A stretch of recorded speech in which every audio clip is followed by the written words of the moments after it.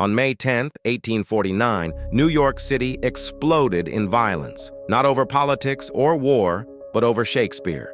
Two rival actors were at the center of the storm. Edwin Forrest, a fiery American performer beloved by working-class crowds, and William Macready, a refined British actor adored by the city's elite.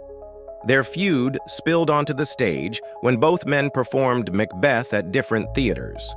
Forrest's fans, furious at Macready's presence, stormed the Astor Place Opera House.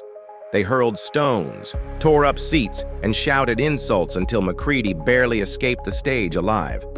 The next night, the city's militia was called in. As 20,000 rioters gathered outside, troops opened fire. By the time the smoke cleared, at least 25 people were dead and more than 120 wounded.